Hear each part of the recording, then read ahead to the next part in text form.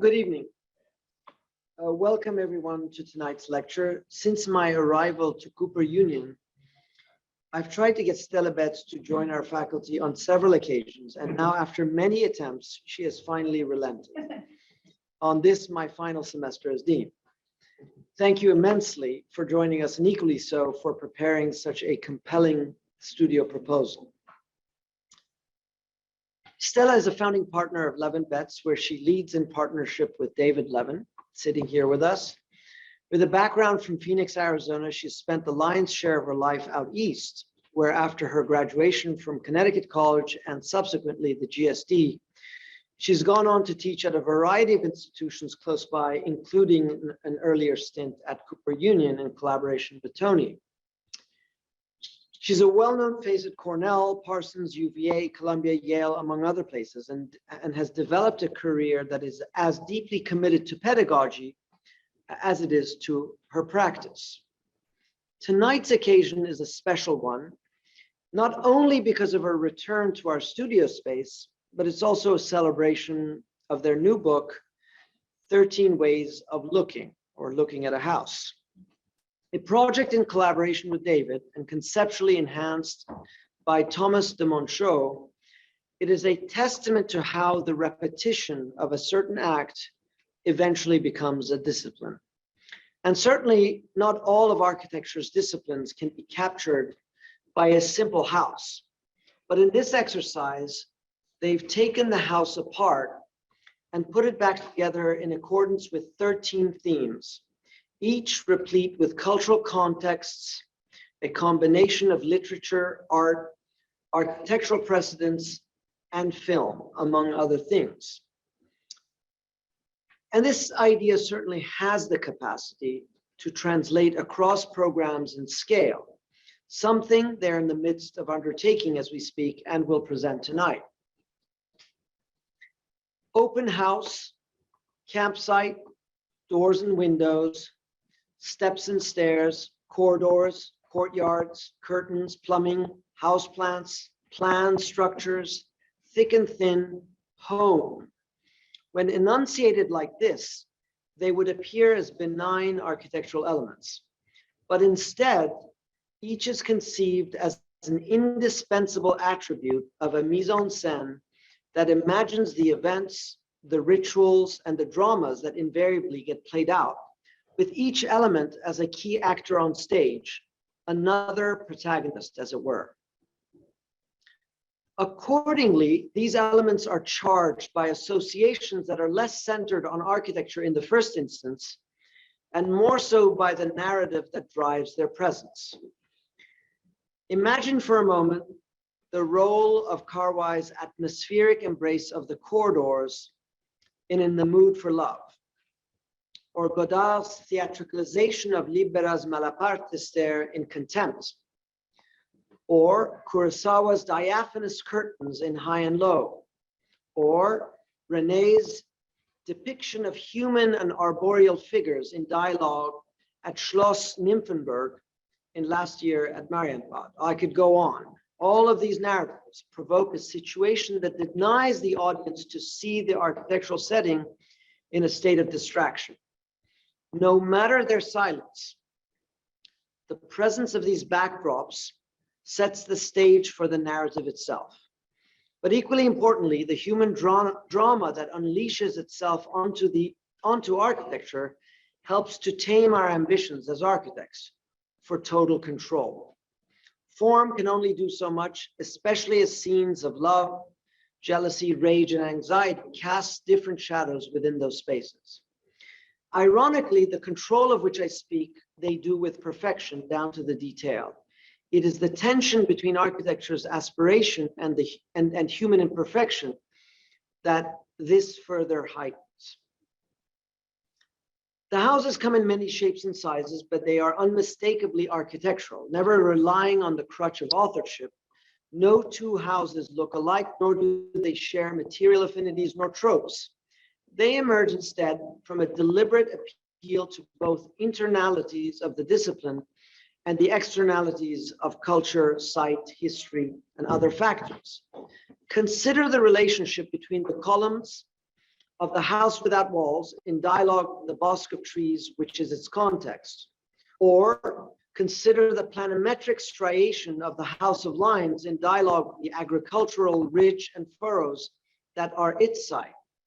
The morphology of these houses are informed by their context, though not in literal ways. They acquire an architectural syntax through which the houses are subsequently developed, abstract as they are. Other houses are the result of operations that may appear more autonomous, and certainly their objecthood in the landscape reinforces that, but nonetheless reveal themselves indebted to their inhabitants' connection to the very landscape once one is placed within their interiors. The house of one shape, for example, is developed through the recursion of a trapezoidal figure rotated and mirrored, a figure that reveals its flexibility and mutability only once the house accommodates the stubborn necessities of bathrooms and kitchens. But through its inflection, always accentuates its perspectival bias towards the landscape on one side or the other. The obsession with ordering systems appears throughout, as much in this house as with the house in a grid, which uses the matrix in more familiar terms and ways to trap enclosures while releasing spaces and views to meander through the framework, scaling its relationship to the landscape beyond. I will relent on trying to capture the sophistication of this research project, something that has taken more than a decade to develop. But suffice it to say that this book finds ways to build that discourse for us by escaping the sequential presentation of houses, and rather taking the more unorthodox path through themes that give partial views into how ideas are somehow already embedded in related objects.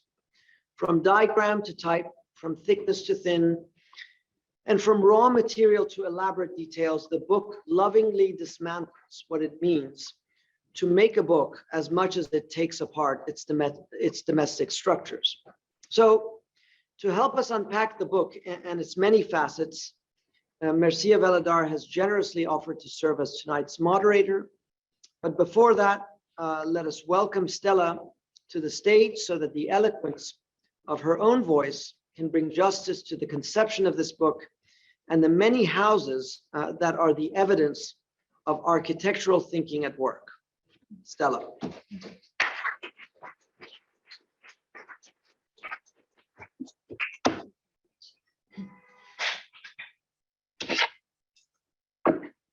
Well, I'm not sure I can even speak as well about the own project as you just did. So thank you, Nader, very much for that introduction.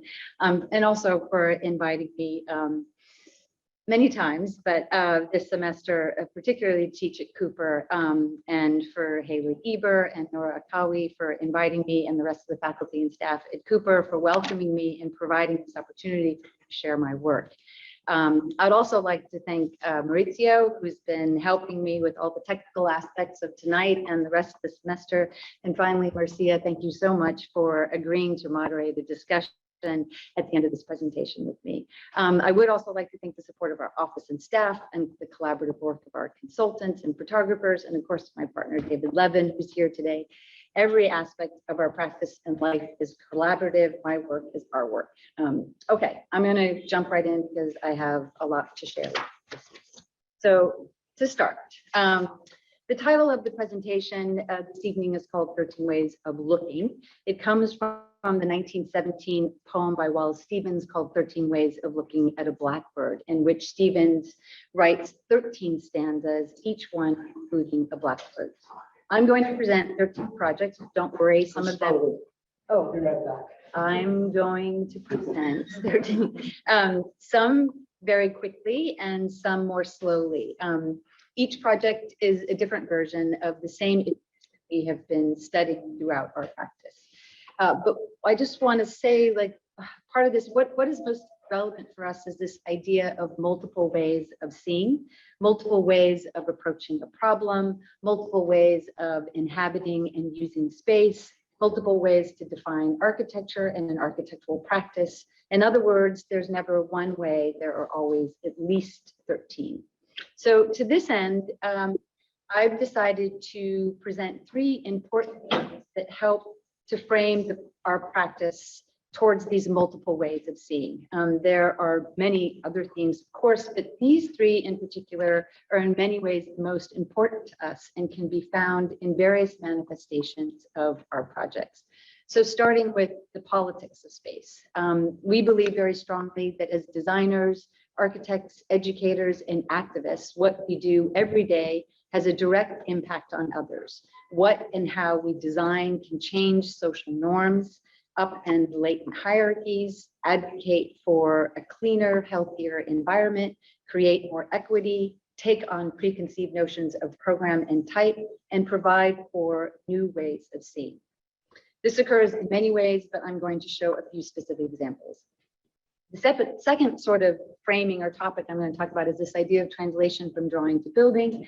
This heading is taken from Robin Evans' essay by the same title, in which he writes about the communication tool and thinking process of the drawings to convey a space that is not yet built and working abstractly. And for the purposes of this discussion tonight, I'm speaking about the process of translation and transformation from an abstract idea, a drawing, or a model, and the process of translating it into a built architecture. The idea of a form of form translating to building.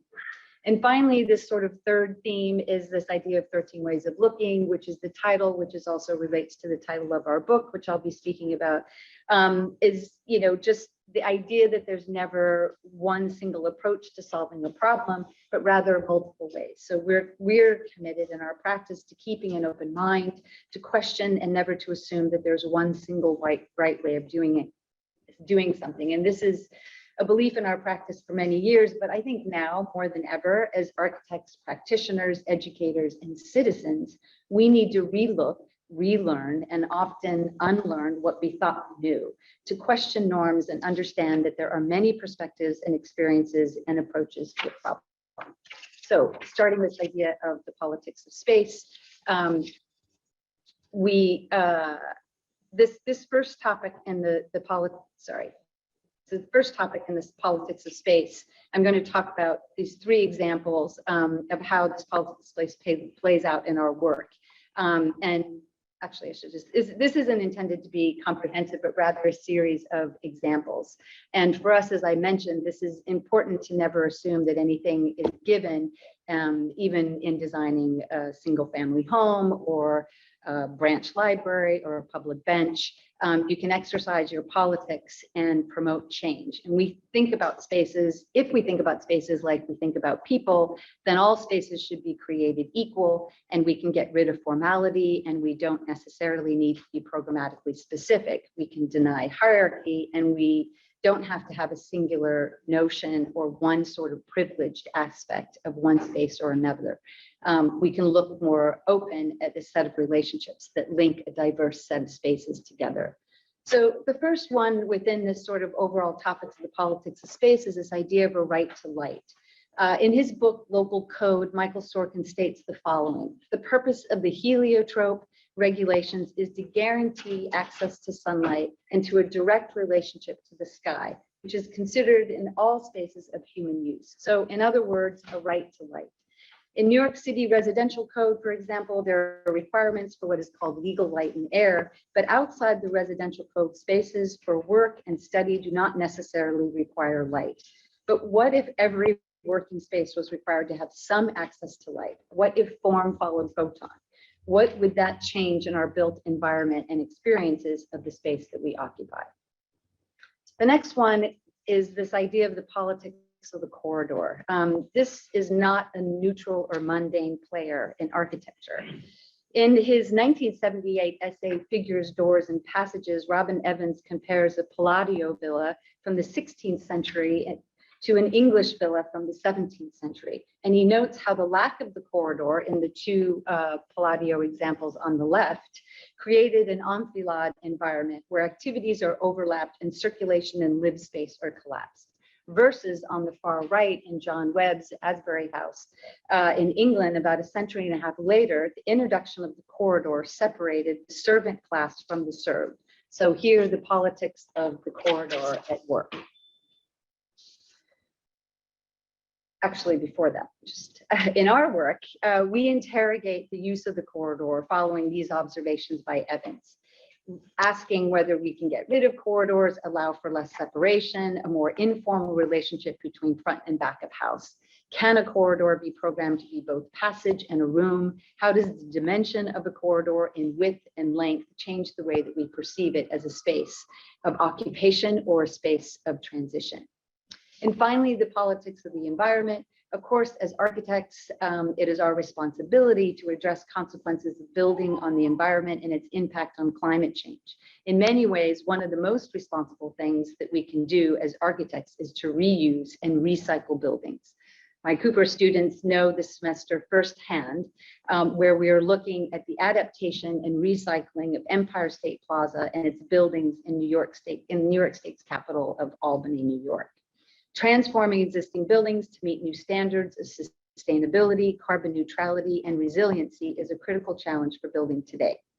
In New York City, where most of our buildings and projects are located, or at least many of them, there are several tiers of building sustainably. There's LEED certification, 80/50, which targets 80% carbon neutrality in 2050. There's net zero, which creates building that strives towards net zero energy consumption. And then there are some recent local laws that you're probably familiar with that look towards green roofs and solar panels and mandating phasing out of fossil fuels. So that's the sort of overview of this politics of space. And I'm just going to go through and talk through a couple of examples of that. Starting with Cornell University at Sibley Hall in Ithaca, New York. Sibley Hall is located within the arts campus, and it is part of a kind of larger campus, obviously, of buildings that include OMA's Milstein Hall as well as Rand Hall. So we renovated part of Sibley Hall as part of this sort of connective campus. It's a historic building, so a renovation to existing buildings. Sibley itself was built over 3 different periods. Sibley East in 1893, Sibley West in 1870, and then the connection in 1902 at the center. So here's the building itself. You see, as a historic building, we were on the top floor of the renovation, and you see Milstein Hall on the right that's connecting to Sibley Hall. This is the existing building, and as prior to the renovation, it had some very decent bones. It was sort of the attic space. The challenge was it was a LEED silver building to sort of maintain this quality of this attic space. And also it had structural compromises and these masonry walls that were dividing the space. Our intervention was many different sort of moves that we made, but one major one is to kind of remove the masonry walls in between these 3 spaces and replace them with a structural frame that allowed for more open communication between the faculty and the architects for the architecture school, so the architecture studios. We also replaced the roof and the skylights and historic windows, as well as adding mechanical spaces to the attic space. The idea was also to sort of bring faculty and students together within this sort of large space. So the faculty offices were on the left with a very large corridor. I'm going to talk about that corridor in a moment, the sort of shared pinup space, and then the student studio spaces. These structural frames that replaced the masonry walls were these sort of frames within frames that created this enfilade connection between these spaces. And so here you see the renovated space and this very wide corridor that allows for a lot of different informal activities to occur throughout the school.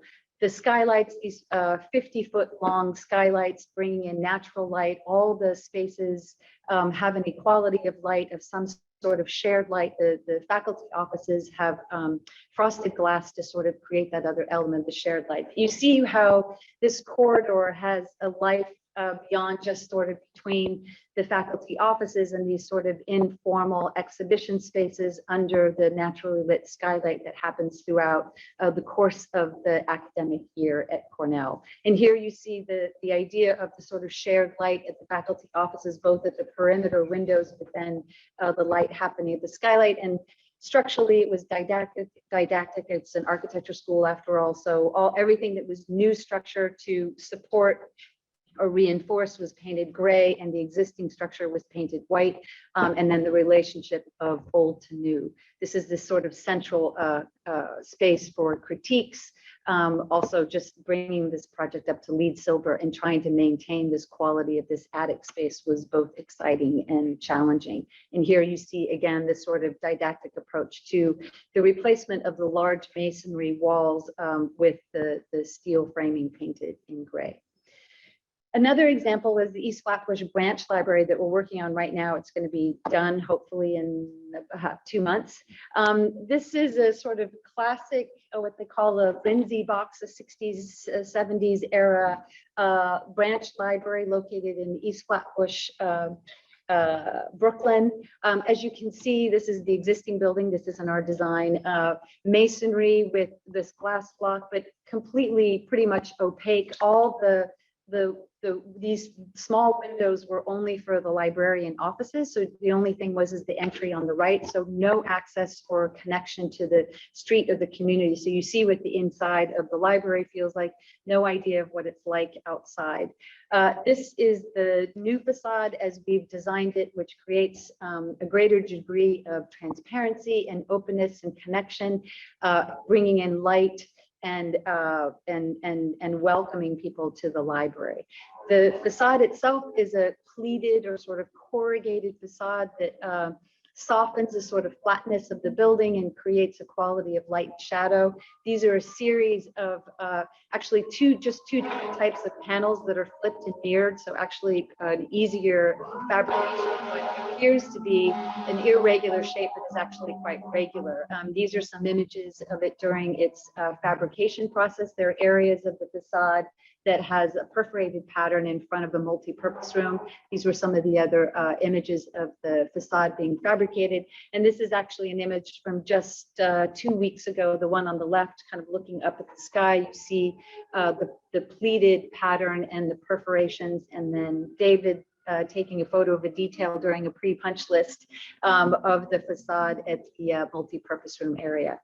But I want to talk about the interior, because this idea of this sort of politics of space and light. So the whole library, there are no corridors. We got rid of the notion of sort of front and back of house. The whole library is organized around a central reading room, kind of a traditional idea for libraries. And all the librarians and the patrons are these rooms, private rooms, are organized along the perimeter, a kind of thick poche around the centrally lit reading room. And then that wall itself has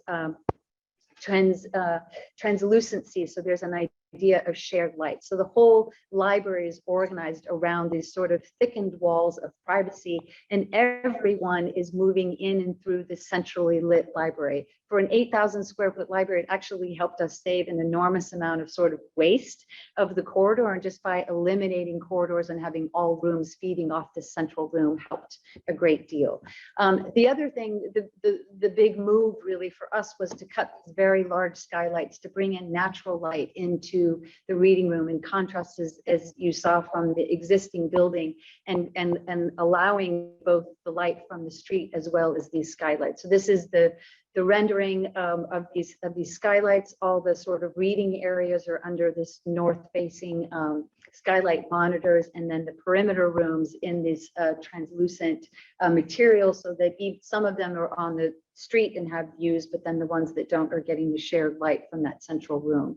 So here we're about 2 months away from completion. So you see the beginning of that space being formed, and then you see these skylight monitors and the translucent walls. So we're excited to have the building be complete very soon. But this idea of bringing in this sort of natural light is an important one for this project. And that's also a LEED Silver project. And finally, a Red Hook Library, another library that we're working on in Brooklyn. This one has its own sort of challenges. This is actually going to be the second net zero library in New York City. There's one that's being built right now in Staten Island. This has, so we have been granted funding from the city to create a net zero building, but it also has another challenge. The existing Red Hook Library was flooded during Hurricane Sandy. So we are given the task to dry flood-proof the building, which I'm going to talk about, which basically means we need to bring it up with a flood wall to resist it getting flooded. So the location of the library is in Red Hook, as I said, and this is the sort of flood map.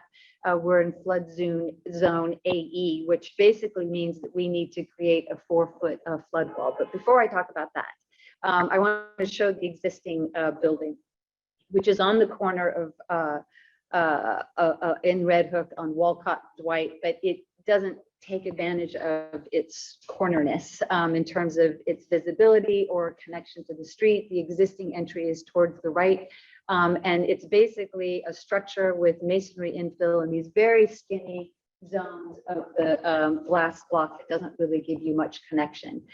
There is a garden on the side, but it has no connection to the library itself. So and you see in the upper right-hand image, this sort of chain link fence, the library's next door, and this amazing potential of this garden, but you basically have to go outside if you don't know that it exists. Interior of the existing library, again, very little windows. The light that you're seeing on the ceiling is from electric light, not from any natural light. So there's no real connection to the neighborhood or the environment. So our first move was to relocate the entry at the corner. And so to sort of create a more welcoming facade, to soften the corners of the building itself, and then to create a whole series of transparent apertures so that as you're walking along Dwight Street, which is the one here, you actually see through and have a connection to the garden. So the garden then becomes part of the space of the library, and there's much more transparency and porosity. Very few corridors, taking a similar strategy as we did with the East Flatbush Library in order to save space. I'm going to go back now and talk a little bit about the challenges of creating a dry flood-proof building, which really is essentially needing to create a bathtub. And while we're doing that, we were also charged with making a net zero building, which makes a greater and thicker envelope. So on the left is the existing building section. And it's slab and then a girder. It's, as you saw in the photos, is a relatively low building. In order to dry flood-proof it, I mean, one aspect is to create a bathtub, but then you're really narrowing the visibility. Plus, in order to counter hydrostatic pressure, we needed to add an 18-inch thick slab. So we basically had to thicken this slab that's sitting on top of the existing slab, but there was very little space then between the sort of girder. So essentially what we decided to do, because it's a renovation to an existing building, is we're lifting the roof, pouring a new slab, maintaining the structure, the same structure of the roof, but lifting it and shoring the building. So this is a sort of phasing diagram. We're in construction documents right now where there's demolition, there's still the frame, the roof is a concrete T-beam structure, then we'll lift it and reclad it, and then the interior. So these are the renderings of the now the proposed building. You can see that we addressed the flood-proof walls by partially lifting the building and stepping it up, and then also lifting some of the windows, and then having some areas of the entry that are for flood-proof doors and windows. But this is all to satisfy net zero and dry flood-proofing. But of course, we're designers, and it's also about creating a library that's welcoming to the community and transforms the experience of this library in transparency. So we were utilizing, there's a lot of brick in the neighborhood, so we decided to make a brick library, and looking at different sort of conditions of a more solid and more a screen, working within this sort of Flemish bond pattern of the library, and creating both the lightness and a solidity. So you see here in some of the in the rendering of this quality of the different sort of brick patterns. So this is a drawing that shows the sort of variation on this brick pattern that occurs in different locations on the facade itself. We've been doing mock-ups within our office to see the sort of quality of light through that brick screen. And then this is the image on the interior with this roof being raised with its girder and the new slab. So I'm going to shift now to this sort of second topic, this idea of translation from drawing to building. My partner and I, David, both came from fine arts backgrounds prior to studying architecture. So for us, we always start with an abstract approach to space through drawings and models. And this process of translating an abstract form to a building is a fascinating process and one that has occupied our attention throughout our practice. And part of our practice involves a series of installations, and actually we started our practice building furniture and at these various scales. And these pieces are often more about experimenting with systems, and they act as studies for our buildings and houses.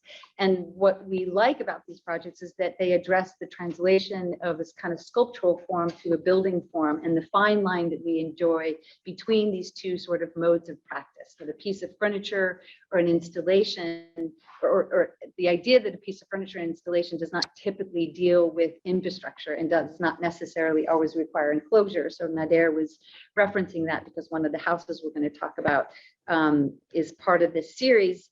And this idea of, you know, the allowing the pieces that start as an abstraction to then translate into a building that has to integrate these systems is something that we're really fascinated by. So this, I'm going to tell a series of projects that are based on this one shape, the right trapezoid. So hence the title, the story of Zoid. And it started with an exhibition that we were invited to participate in. The art piece was called Not to Scale at Chamber Gallery in New York City.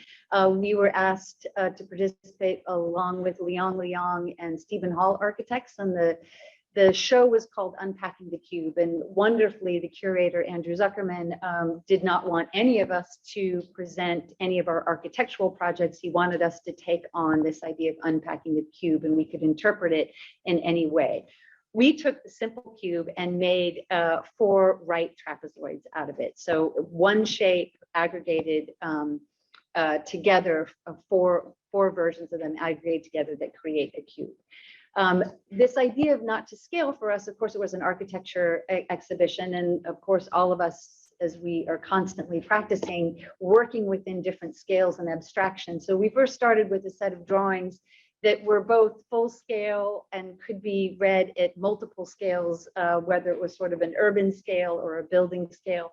And it's all just based on this one shape and aggregating it, flipping it and mirroring it and see the different patterns that it creates.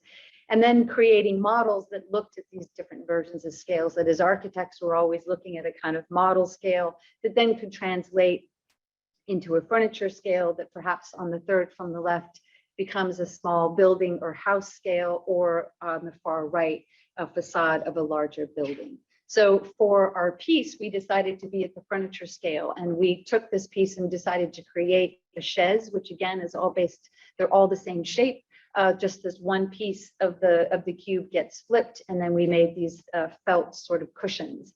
The piece was made out of ultra high performance concrete that we had fabricated in Berkeley, California. We worked with the fabricators there to get, and the idea was to get a thinner wall of the concrete, so it's a more high performing concrete to have it to actually sort of deny the heaviness and thickness of these pieces, and are also able to be moved around as a piece of furniture. And this is how they came actually to the gallery, which nested all together from California. From there, we were asked to do a series of public benches in Miami, in the Miami Design District. And it basically just took the same form, but we softened the edges, making it a little bit more ergonomically friendly. And there's a series of 12 benches, I think, in the Miami Design District. So we basically just took these, we reconfigured them. Some were straight, some were zigzag, some were curvilinear, and they occur throughout the design districts in different manifestations. But again, it's this same right trapezoid shape that has this sort of rounded corners and these different sort of iterations in different scales that occur throughout the sidewalk and the sort of pedestrian path in these areas. And then still being obsessed with this one shape, we were asked to do a piece at Art Mai in Ghent in New York. And we then jumped scale. It's smaller than a house. It's obviously more than a piece of furniture. It's a scale of a pavilion. It's still the right trapezoid, flipped and mirrored. The only thing now, because it's not the flatness of a piece of furniture, we were able to articulate the roof. So there are 3 roof heights. There's the highest one, which you see there, which is at 10 feet, the lowest one, which is at 4 feet. And then inside the courtyard, the 6 pieces create a courtyard that's all then at 7 feet. And the idea of this pavilion was not unlike, which I'm going to talk about our houses, that you could enter at any one of the 6 apertures, although the 4-foot one is more friendly to children and dogs, which we found. But it's this idea that sort of you'll see then is working towards some of the ideas of our houses. For not necessarily a good idea, we decided to build this in our office. We thought it was going to be about a 4-week process that turned out to be sort of all summer. But these are some of the images of us fabricating. We fabricated actually partially in our shop in New York, and then in pieces, and then fabricated it upstate and assembled it. And it was a lot of fun, but it was challenging. These are the sort of finished pieces. So you see the sort of different apertures, both, again, the right trapezoid being turned sideways. So you get tall, thin spaces and low, wide spaces, again, with this sort of courtyard in the middle. And at that same time, we were also designing a house, and Nader referred to this house as House of One Shape in Hudson. So each room of the house is, again, this right trapezoid, but we've jumped scale because now it's at the scale of a house. And it's also within a site that has a sort of campus, if you will, of campsite elements. I'm going to talk about campsite in a little while. But each room is the same size, whether it's an interior room or an exterior room. So there's also a kind of understanding that with the exception of the fixed plumbing and kitchen, you could rotate the occupation of these rooms because they're basically the same shape, but they do privilege either east or west. And then there's a second floor that actually breaks the rule of the right trapezoid. It's a parallelogram. It resolves the structure. And then there's also a planted roof, which I'm going to talk about in terms of house plants. So this is the image of the house. This is a porch that can turn into a screened-in porch. Is a same shape as then goes to the kitchen in the living area. This is that view of that porch framing the other elements of the campsite that existed before the house. This is the model, the conceptual model that you can see in these pieces. So still playing within this right trapezoid and assembling this house. But this idea of translating from drawing or model to building, this is where it became challenging and fascinating for us in terms of how do you take something that was a piece of furniture or a piece of sculpture that doesn't need to have enclosure or plumbing or insulation and maintain that sculptural quality in designing the house. And one of the ways in which we decided to do that is to clad the entire interior in plywood to maintain that sort of abstraction, but also as a way to sort of experience the geometry of the house and not have a differentiation between the walls, floor, and ceiling. So these are some of the images of the interior. And then what we call the sort of pop-up. I'm going to talk about the green roof because it's something that we do in many of our houses, and also the sort of openness and equity of treating a bathroom in the same way that you treat a bedroom. So floor to ceiling glass. I'm going to talk about campsite and the idea of sort of living in the outdoors. We're now working on a series. We're still actually we're moving a little bit from right trapezoids to just zoids. So we're really branching out.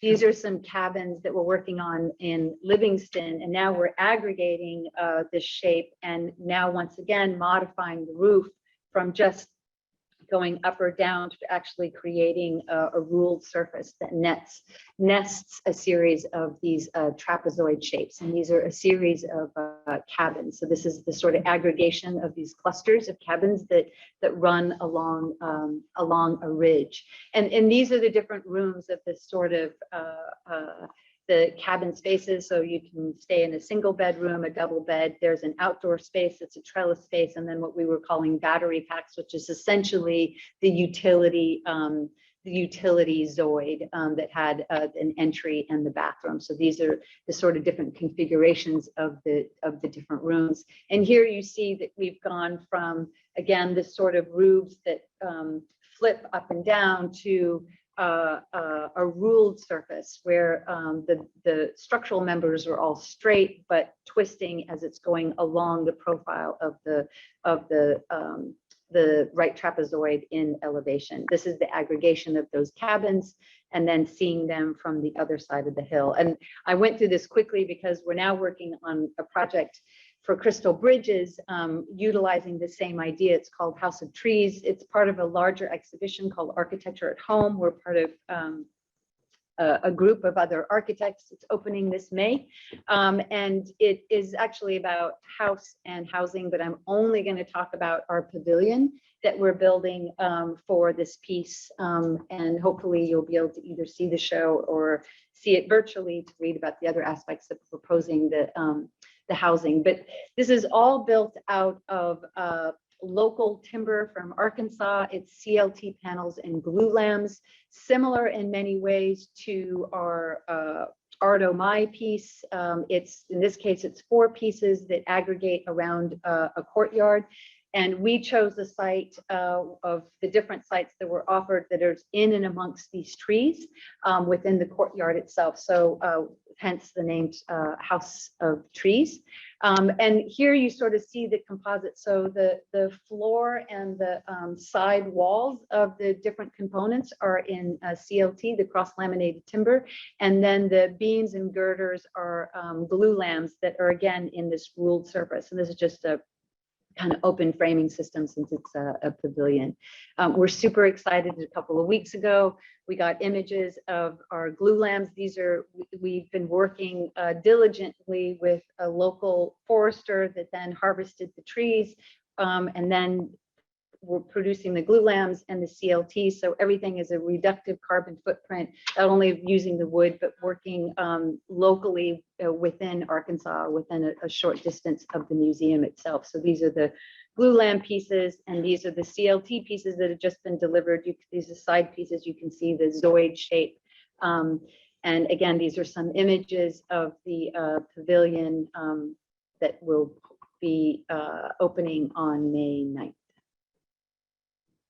Okay, so the last section, I think I'm doing okay, is this 13 ways of looking at the house. Nader gave the introduction to this already.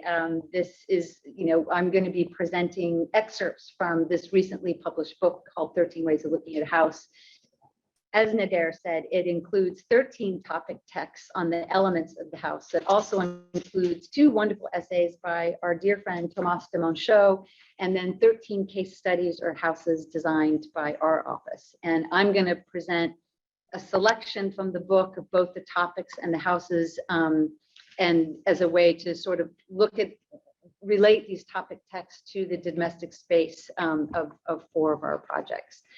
This is the book itself, and I brought one copy here that we can browse through shamelessly. And also, it is available for purchase. The book, there are multiple house comparisons within the book, like these site models that are all built at the same scale, and I'll run through them quickly as I kind of describe the book. So throughout the book, we ask a series of questions. We're interested, again, in the sort of politics of space and the translation from the drawing to building that I spoke about earlier, but now it's cited within the conversation of the domestic house. What if a house had no corridors? What if a house had no formal front door or back door, but just a collection of doors that provide access to each room? What if there were no hierarchy of spaces and no prescribed notion of program or how the space should be used? How would that change the experience of the house? I talked too fast and the slides went too slow. And this is a comparison also of all the plans drawn at the same scale, so so that you can kind of see the different sizes of the houses within the book. So I'm going to start with this one, the first topic text, which really introduces our whole concept, I think, in many ways of the house, which is the idea of campsite. And starting with Charles and Ray Eames, still from their Powers of 10 film from 1977, in many ways, all the elements of domestic space are right here in the sort of confines of the blanket, the sort of sleeping and eating and living spaces. And I think what we're interested in is like this very reductive notion of domestic space and what do you actually need to define it. We've done a lot of camping and we're fascinated by camping just in terms of its informality and these sort of dislocated domestic spaces that occur throughout a campsite. And this idea of the kind of informality and the not prescribed notion of how something's used. And of course, the connection to the outdoors. Doors and windows is another topic, one that we're fascinated by, often sort of asking the question, is there really a difference between a door and a window? This still is from, if you're familiar, Blake Edwards' Breakfast at Tiffany's film from 1961, which the characters that have befriended each other from two different apartments actually visit each other through the fire escape and the back window, essentially using the windows as a back door. And so this idea of can a window be a door or a door a window, and in most of our houses we only have doors. And then thinking about, you know, doors themselves, it seems very, very particular, but I think for us is something that we're really interested in, whether you have a swing door that hinges, that sort of privileges an open or closed, as you see in the Duchamp door, Rue de la Rae, or a sliding door that's like zipping and unzipping a tent and really doesn't privilege one space over another. And curtains, another sort of topic, and Adair spoke a little bit about something that we're fascinated with. Curtains are often sort of designated in the realm of sort of decoration. And I think we're really interested in its architectural and kind of spatial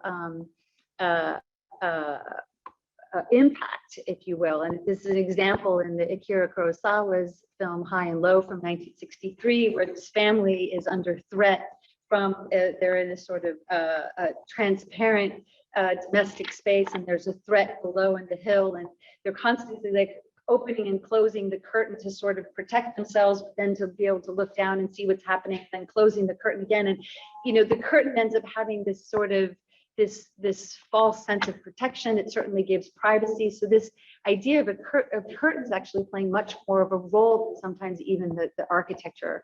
And then of course, you know, Shigeru Ban and his curtain wall house really takes this to its kind of literalness in this project that I think is something that we were always interested in, fascinated by. So one of the examples in the book, I'll go into one of the houses now, is called The House Without Walls. Adair spoke a little bit about it in Hillsdale, New York.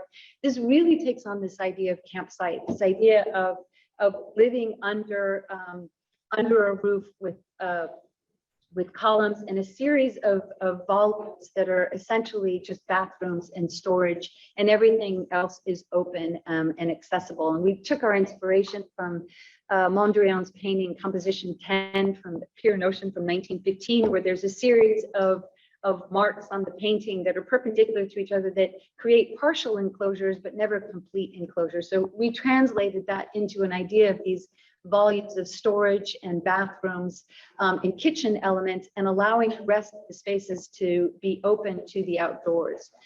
You can enter the house from any place in bedrooms or bathrooms. So this idea of a kind of access and not necessarily only one way in. So again, this idea of kind of experiencing the house of this one roof, and as much of kind of making it feel like a pavilion with these volumes that are floating underneath. This is some of the models of the house. You see the sort of volumes and if you can see on the left here, the kind of telescoping volumes, and then some of them, the bathrooms, creating a kind of constellation of partial privacy, then having sliding doors if you need total privacy, but most of the time not needing that because of the configuration.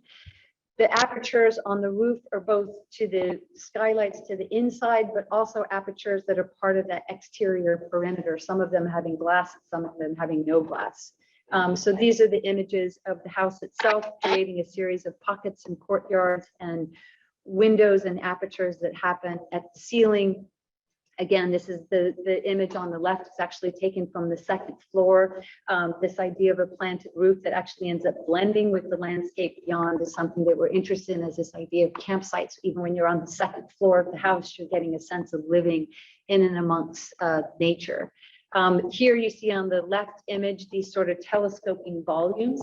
They're made out of cement board, so the same material is used for the inside or the outside. So a lot of these volumes transition from interior to exterior, but because the material is the same, it can be weathered for the outside.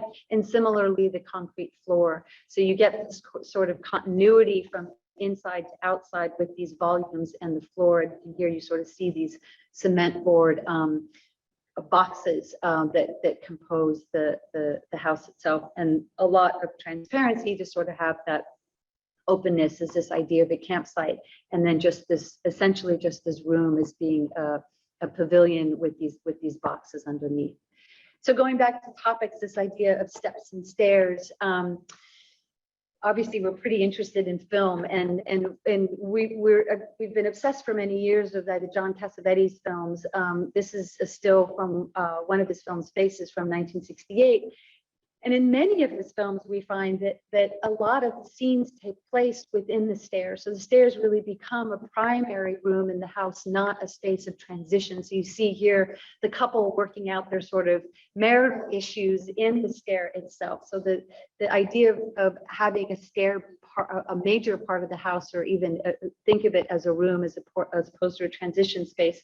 Or of course, most of us are familiar with the Godard film Contempt, where the stairs are part of the roof and this exterior access to the roof itself. Plumbing is another obsession of ours. We love this image from Wong Kar-wai's film Happy Together from 1997. It's, you don't really know if you're in a kitchen or a living room. The couple are dancing within this ambiguous room, and it is the kitchen in many ways, but is the most minimal apparatus needed for cooking and cleaning, just that sort of bare bones. So for us, this is like campsite. It's really just the idea of as little as possible and not necessarily defining a room in one singular way. An example of that is in many ways is in Schindler's King's Roadhouse from 1922 in LA, where you sort of see the plumbing exposed, and the faucet for the sink is also used as the faucet for the shower. And not surprising, because that house was very much conceived as a campsite. And then looking at like Robert Dober's work, where you get the sort of abstraction of the sink, which isn't really a sink, it's a fabrication of a sink, but dislocated from this sort of traditional domestic space.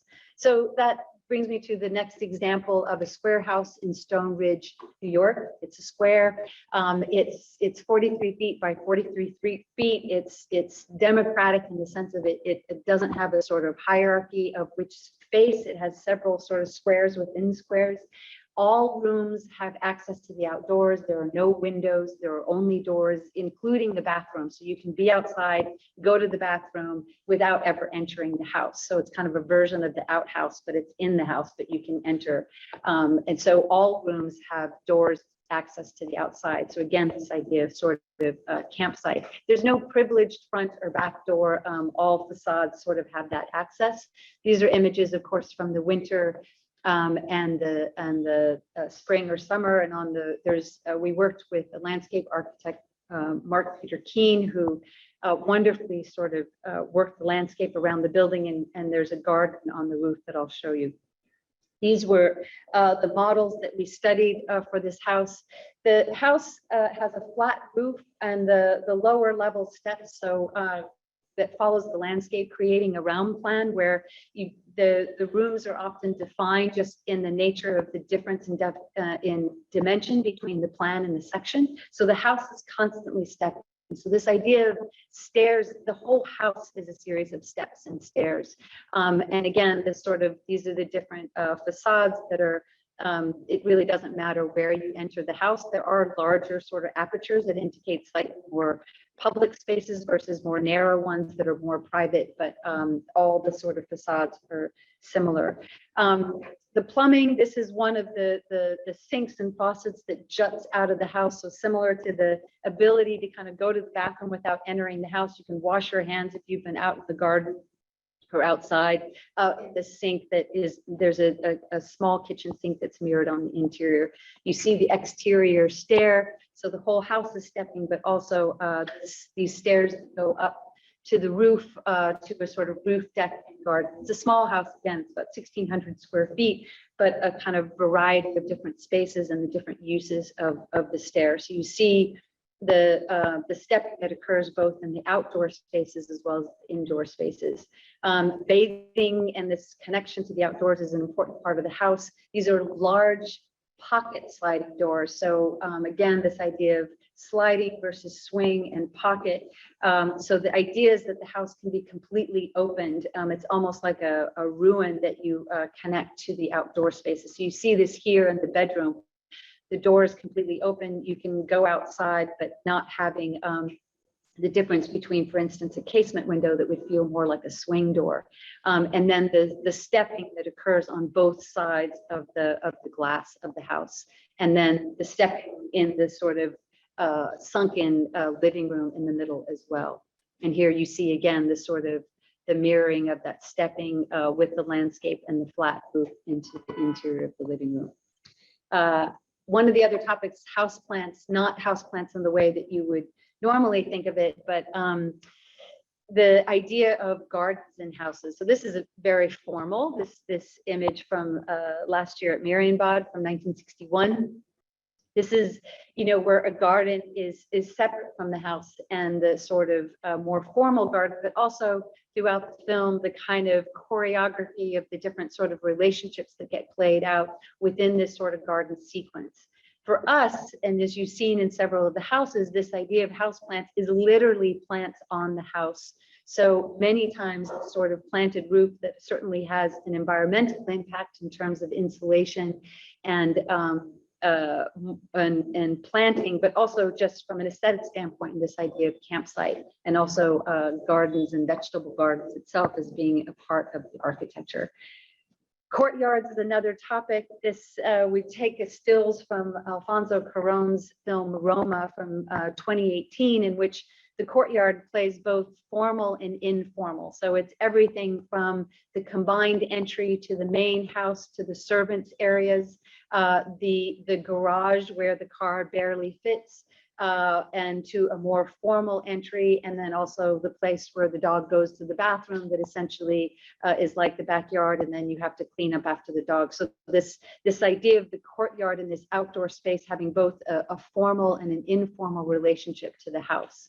We're inspired by two of Ito's houses, courtyards, the White O house as well as the White U house. The difference, and there's some other projects in the book that we show, either a courtyard that has a flat, more enclosed space, or as in White O house, where the topography of the courtyard drops and creates a section within the house itself. So this next project is a garden in a house in Princeton, New Jersey. Very simple plan around a garden. And essentially, it's a series of rooms that are literally just kind of unfolding around this central space. There's not really a corridor. All the kind of spaces around it, even though some of them are wider and thinner, are programmed like a library and the living and the kitchen area. So you see that here. This particular project is almost all windows and very few doors except around the courtyard. And the different windows have different sizes based on the different programs around the house. So those are the views of the courtyard. This is the breezeway between the garage and the house itself. And you see this sort of layering effect from here, the view from the kitchen, where you see through the window into the courtyard, and then through another window, and then beyond to that sort of library space. And here again, this sort of constellation of window sizes based on the program. And then almost done, this idea of thick and thin that Nader spoke about. This is something that we're kind of obsessed about, and I think I didn't talk too much about that in the Red Hook Library project, but having to create a net zero building with greater degrees of insulation, and then dry flood proofing it and creating a bathtub, the wall of that library became very thick. And we're really fascinated by that sort of play of thickness and thinness. And this comparison of Alberti's section from 1485, where that thickness is articulated as a poche, versus Gordon Maddox Clark and splitting in 1974, where he's exposing that section. So for us in the book, we're really, really fascinated about when in the sort of design of our houses, we're looking towards a thickness and other times towards a thinness, and where the desire of thinness then there are thickness that has to happen somewhere else. And this is happening in walls and floor assembly. So one of the other comparisons is a series of these wall thicknesses. This is sort of the Alberti version of each one of the wall sections of the 13 houses in the book.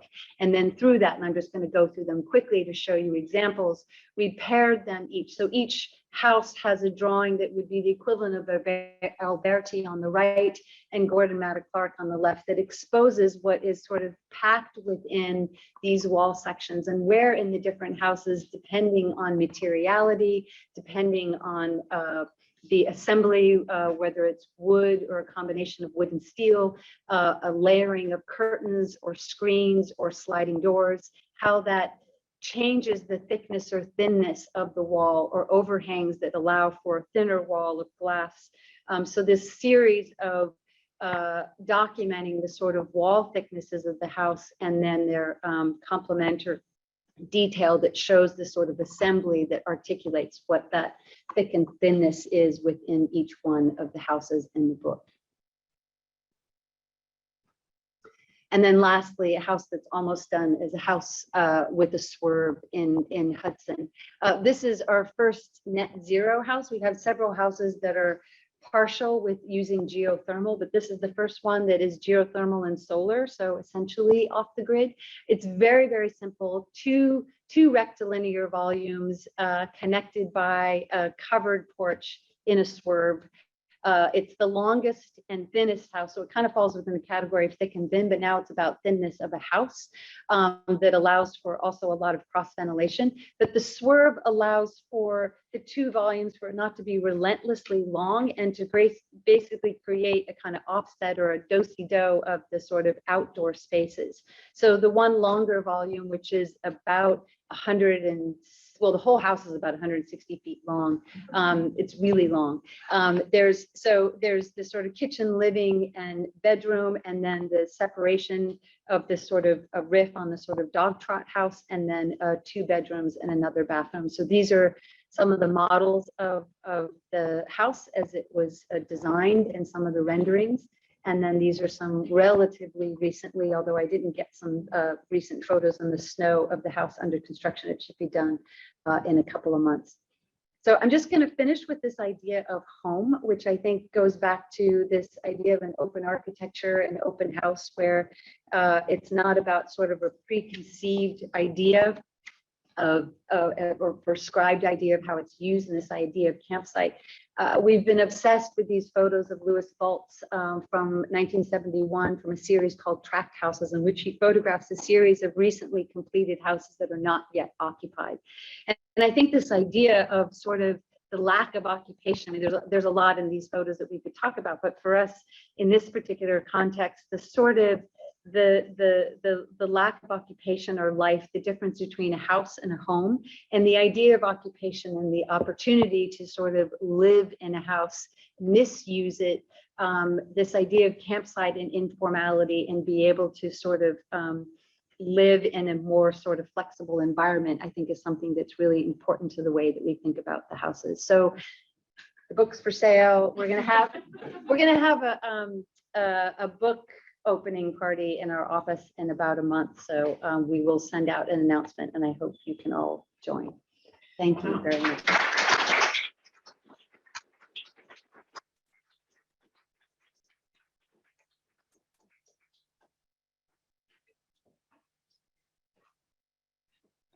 Thank you so much, Stella. Please, thank you. I'm very impressed by your work. A very generous lecture for our students. So I was really actually happy to also, first of all, and it's absolutely inspiring book, and I really enjoyed reading each chapter that summarizes the lexicon of elements architects deal with on a daily basis that, as Nadia described, appear benign, but in reality they have so much potential in terms of provocations of form, geometry, politics, social conditions. So, with that, I was really interested in this notion of what you described, and David, as flexible, adaptable, and open-ended. And you ended this last chapter with this notion of open-ended structuring and how we actually allow architecture to be used and misused in many ways. So I was hoping if you can talk specifically about, in the first fragment of use and misuse, how scale is something that seems to be integral in terms of your understanding of space, but also allowing these opportunities of use and misuse, where a staircase can become a room and vice versa. But I wonder if you can reveal to us how that unexpected openness can also perhaps be misused by the inhabitants after some of the projects were actually built. I'm curious to know if you can also talk about that.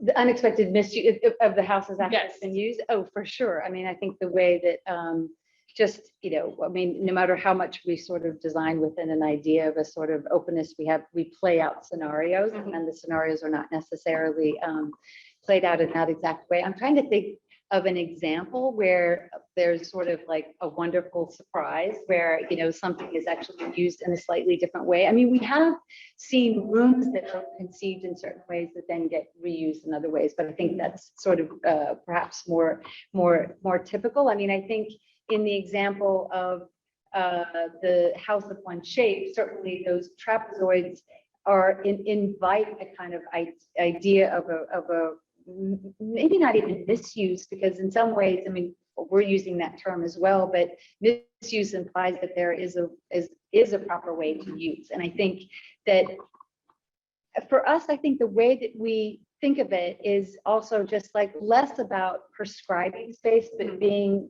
hyper specific about the quality of space. So whether a room faces east or west or north or south, or the ceiling is tall or is more compressed, and playing within these ideas of scale, whether they're primary or secondary spaces. A lot of times our bathrooms are as generous as a bedroom, or something is very, very small that normally is big, or so that idea of scale is definitely something that's intentional to kind of throw off those conventions and to invite a kind of, maybe it's more for us, maybe less out of misuse, but an informality in a way in which, again, the emphasis for us is on a hyper specificity of space making, but not a specificity of use or occupation. But I have to think about your question about if someone has used one of the spaces that we kind of conceived of in a different way.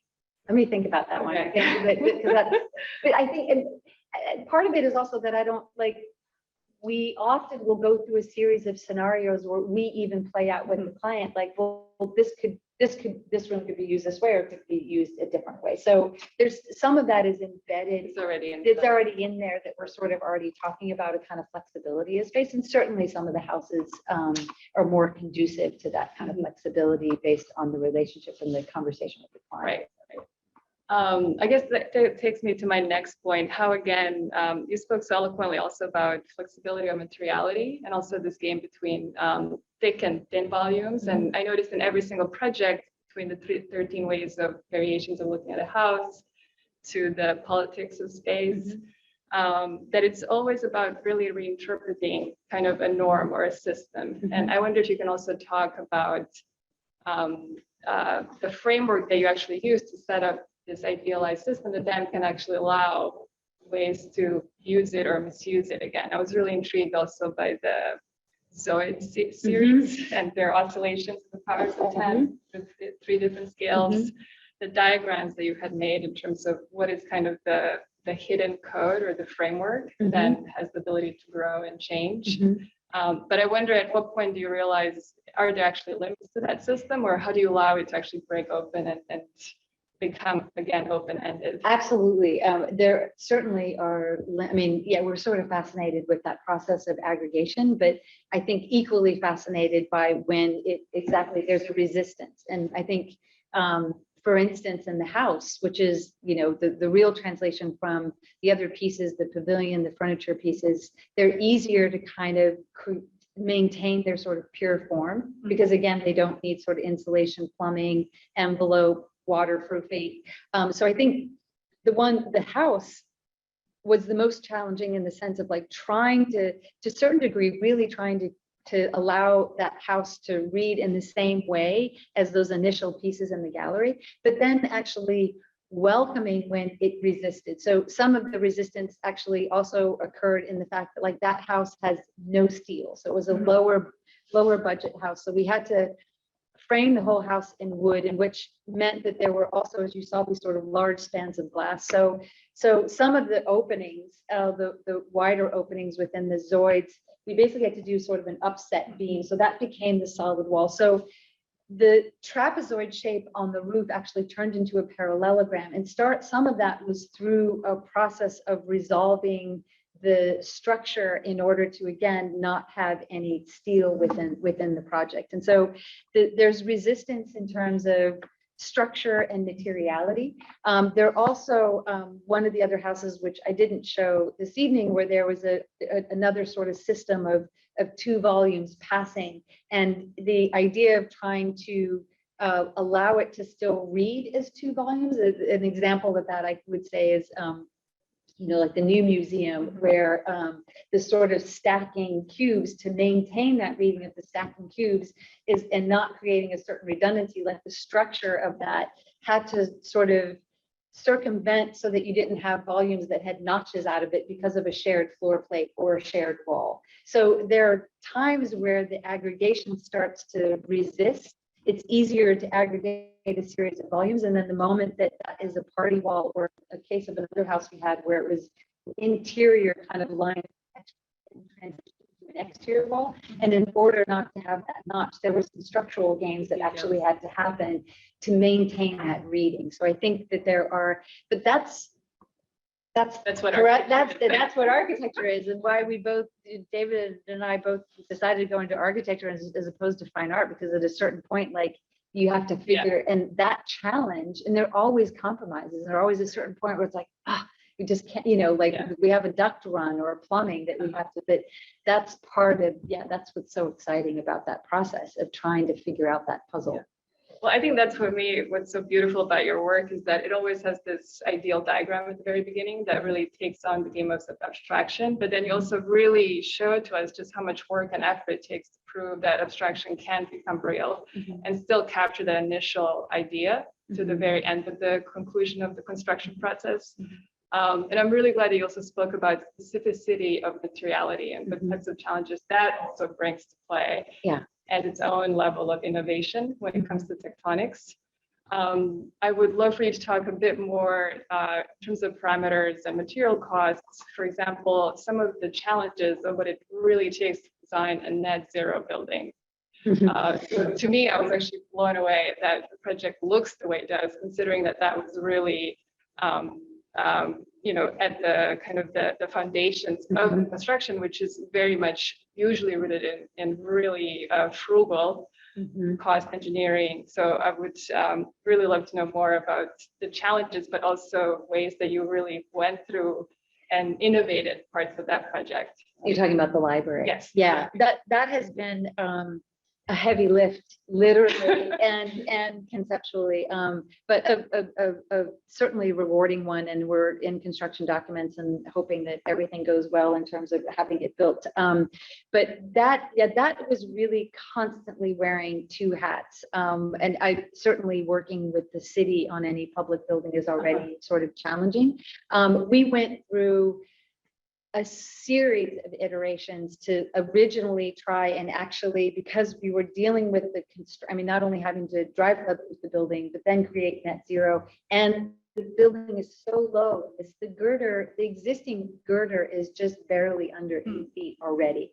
And so there were iterations where we looked at pushing down and like digging out, but then you're you're basically chasing your tail with hydrostatic pressure, and you're like making a thicker and thicker slab in order to counter that hydrostatic pressure. So it was like the farther we dug, the deeper it went, and it wasn't, we were trying to also gain ceiling height. So at a certain point, we had to kind of, after going through many iterations with geotech and structural and like came up with this, I was like, all right, you have to lift it, and convincing sort of the client and the construction manager that was the right thing to do was challenging, and even for us. And then now finding a shoring contractor. I mean, there are contractors in the city that like lift full buildings for sure, but it's not the most usual thing to sort of, and part of it was, you know, we didn't want to just tear the whole building down. So as much as possible, we're kind of recycling the building. Actually, the T-beam structure, it's a concrete T-beam structure,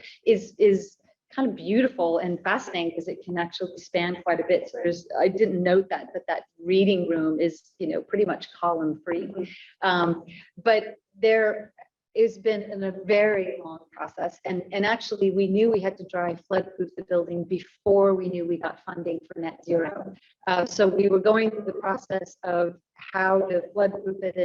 And yes, this sort of then wearing the other hat of also just like, well, how can we make a welcoming, open library for the community and not feel like it's in some ways, you know, like stigmatizing the fact that it's like dry flood proofing the same way that, you know, we all want to integrate handicap ramps. Like you just don't want like all of a sudden like, there's a wall there and then that's the bathtub and here's the rest. So making it so that by the time the library opens, the idea is that you would never know that we've gone through all of these gymnastics and that you're reading the building for its design and welcoming and light-filled spaces. But in the background, we've been sort of doing these gymnastics that we're not through it yet. So no, I know. Fingers crossed. But yeah, it's been for a little 8,000 square foot library. It's an impressive a lot of work. challenge. Yeah. So. Okay, so again, you know, in that project I saw, you know, I was thinking about the chapter where you spoke about ambiguity within windows and doors category. And again, this idea of playfulness in terms of how we envision these forms. And in the library itself, you're also challenging that concept of the aperture through the politics of light, which was another subcategory. And I wonder if you can talk now specifically about these exciting moments where you take these normative elements and you change the way we understand them in terms of their formal and functional effects. So I noticed that in quite a few examples, both within your book and the lecture you just gave, you can't always tell if it is a door, if it is a window, how does that, is it a skin, how does it actually work? So I wonder if you can also speak about just the joys of what it means to challenge those preconceptions. Yeah, I mean, especially in the houses, I think one of the things that David and I are constantly talking about in the office is how to undomesticate the house. Right. And so in a lot of cases, you know, trying to sort of have a large aperture and not think of it as a window. So like one of the houses that I didn't show this evening was similar to the square house that I did show, where it's just like a lot of these sort of pocket doors so that like it all opens up, and really just a struggle to sort of not have mullions and sort of the scale of a kind of domesticity of that scale of windows. And so I think to some degree that runs through, you know, the other projects as well, but the non-residential projects, in terms to your point of like kind of changing certain dimensions, whether it's in the Sibley project where the sort of corridor gets like really stretched and widened, and then it actually begins to kind of invite a different type of activity of spaces. So there is a lot of that kind of stretching or squeezing or compressing or expanding, and then thinking about, again, the sort of, you know, a door with it's nomenclature actually. Right. But we think in terms of use, we use things in a certain way, but we call something a door, we call something a window, but that's not necessarily how we use things. And so I think for us, a lot of times, and there have been times where we've used doors that we even call windows, or they even have sills, so they're acting exactly like window, but because they're so big, we've actually ordered doors. But you know, it kind of like doesn't matter in the end. Well, I love the playfulness of that in your work. I think also for me, I'm thinking about how you also described in the book the difference between tectonics and structures, especially in relationship to the diagrams you're showing of the exterior wall elements. And I wonder if you can talk a little bit more about that game of playfulness between thickening and thinness again. Yeah, I mean, I think all of our houses are, except for one, and one in the book that is quite large. All the houses are relatively small, most of them around 2,000 square feet, and relatively speaking, modest budget. So in terms of structure, often it's very much of a sort of hybrid structural system where we're using steel and wood, or I think in the book we talk about like flitch beams, and like there are places where we specifically look where we have steel for larger spans and moment connections, but then hybridize that with the wood framing, and then coupled with whatever that kind of material of the rest of the tectonics and the articulation. So that idea of, a house that has these two sliding volumes, that is exactly right where these two volumes in the house connect. On the outside, we wanted it to read as two slippages. On the inside, that's exactly where there's a large opening. So there was actually a lot of structure that had to happen at that moment. And there's a column sort of in the middle that is offset, and then it has an arm that's holding up the kitchen counter. So we were playing a bit of a structural game because you sort of see the shift, but it was part of both the sort of tectonics and the aesthetic, but then revealing some of those shifts, revealing some of those moves that the structure has to do in order to sort of achieve that aggregation that you just spoke about and the abstraction. So that happens both on the interior and the exterior. And I think we often have conversations too about like, when do we want to expose the structure, and then when do we sort of bury the structure? In one of the projects we had this, we called it sort of structural bling, because we were just like, it was all about the structure and we wanted to expose it as much as possible. And it was part of this challenge that this was the one really large house that we did in Long Island. And we tasked our structural engineer, Brett Schneider from Guy Norden's office. We were like, every single column, we were obsessed with every single column being the exact same size, regardless of, so, I mean, we probably drove him crazy, but, or actually I know we drove him crazy, but this idea of then like how there were cantilevers, like there were obviously different loads, and we were interested in the idea of that sameness. And then in other projects, we're super interested in the idea of it, like allowing it to grow and shrink, and then the kind of didactic reading of that. So those kind of tectonics and structure, I think, are, each house kind of brings its own story and a different playfulness depending on what that interest is. Well, it's an incredibly beautiful body of work. And Thank it was such a joy to read the book. Oh, thank you. Each of our students has got one. Okay, so I'm speaking of students in our audience. I would like to just open the lecture now to questions from faculty and students. Oh, go ahead. Thank you for the beautiful body of work, and kind of the regret I didn't choose your studio.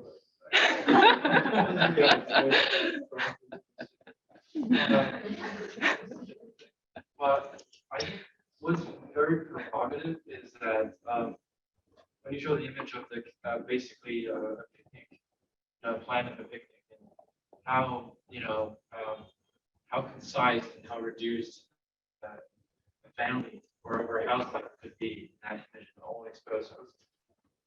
And then we think like, why, what makes our lives in general, most of our lives, so complex or so enclosed? And I think for me, the answer is that because we live together.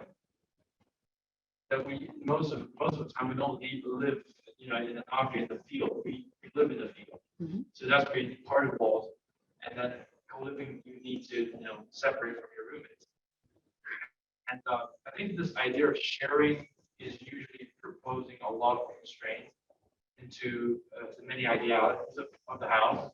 When the house becomes the housing, and that's when many of our dreams or specificities of spaces and generalities of uses become restrained. And so I think so that's why I think I'm very interested in how you've dealt with both the ideality of the house as a type, but also the generosity of both. I think something in between is housing. I think it has not been addressed in architecture education for a long time, and now we're lifting that flag. So I think, again, like, that's something in between. I don't know how to articulate this word because I don't want to say let's do more housing. It's not really how it works. But the many considerations that you made in designing the library in terms of bringing life and sort of eliminating corridors are thoughts that we can better implement in living as well. So again, it's more of a provocation instead of a comment or a question. Well, it's a great comment, and actually, we've done several housing proposals. We're about to work on a senior housing in Queens, and actually the second half of this Architecture at Home exhibition at Crystal Bridges, that exhibition was more a provocation in terms of the house. We have taken that on to look at multifamily housing, not housing, well, yes, housing, but just within the sort of suburban lot located within that area of Arkansas and Bentonville, because part of the show at some point is that each architecture firm, we may be given a lot to sort of then build the house, but we didn't want to do a house. We wanted to do something more multifamily. So yes, housing is and this idea of kind of shared and aggregate living, I think is critical and something we've looked at in numerous projects in our practice. I mean, for us, in the same way that we think about the house, I think there are just so many opportunities to question the dimension of domestic space, especially now. Like, you know, the idea of like large bedrooms and living, we're all living and working in a very different way now. And I think, again, I mean, there are so many regulatory constraints in terms of, you know, HPD and housing, and there's not a lot of wiggling room within that. But on the other hand, I think there are ways in which we can think about housing in the same way of kind of like, again, we're big advocates for space specificity, but not necessarily program specificity. So if you have a large room and several small rooms and you manage to have all of them to have some access to light, it doesn't really matter how you use it. You may actually use those rooms in different ways. And I think there are so many, you know, there's so much opportunities that are happening at many different sort of economic brackets of living together as sort of co-living models that are starting to happen that are really, really interesting. And I think for instance, our project for Crystal Bridges, it's I presented the half of it that's House of Trees, but our other half is City of Trees, and it's really a kind of advocating for trees in cities, but we're creating a kind of multi-family, 2 and 3 family units within a suburban lot that really advocates for a different type of zoning. And so I think that there are ways to kind of think about that porosity. As you kind of can see, we're also pretty obsessed with courtyards and spaces that have the opportunity to bring in, from an environmental standpoint, sort of fresh air and natural light, but other kinds of shared outdoor spaces that are either shared in a single unit or shared within some units in terms of their entry sequences. So I think it's an extremely important question, one that we have to look at. But I think there really are opportunities. I mean, even just in terms of the post-pandemic, we think, you know, so many people are now working from home. And then the idea of, again, I talked about legal light and air in terms of residential code, but similarly, you know, their bedrooms need legal light and air, but then other rooms don't necessarily need it in the same way. And it's like, I think that there can be a revisiting of some of those codes that would completely transform the sort of the buildings as we see them, and certainly in places like New York City. I mean, so many of the buildings are defined by zoning and the code. And I think there are some modifications to that that could be opportunities to rethink some of that domestic space. But absolutely, it's an important conversation to have, and one that we have had in the office, but look forward to having more of it, because we would love to do more housing.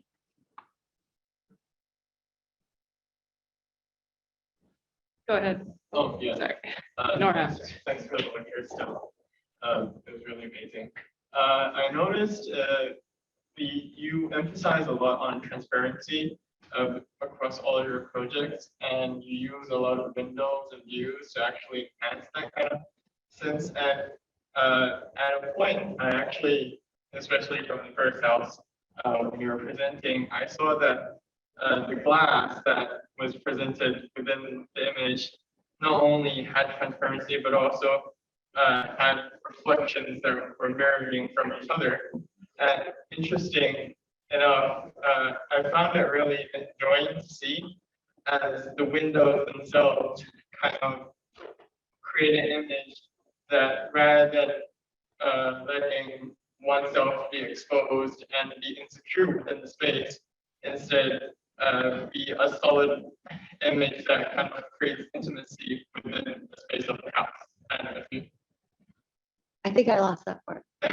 sorry. What's the second half in terms of the windows then creating, can you say that again? Being reflective and having compound images on the window itself, it doesn't create an insecurity through exposure anymore. It kind of more The mirroring effect. yeah, it kind of like forms a little bit more of a wall. It has more of a dimension and thickness to itself, thus allowing the space within the house to have more intimacy and security, which I really enjoy. I see what you're saying. Yeah, I mean, there is that sort of mirror effect that happens in the evening. For us, actually, a lot of times we try and mitigate that. There are ways, and our obsession with curtains is actually more a way that we sort of create privacy. There's some images in the book that I didn't show in the lecture. I mean, we often also do curtains that are not necessarily full height, so that you get sort of a level of privacy, and then above is more transparent, so you always have access to the sky. I've done that in several residential projects in the city, especially where you don't want to necessarily see your neighbors across, but if you're at an upper level apartment, you can see above. I think we often use curtains for when we need that, so like closing the tent.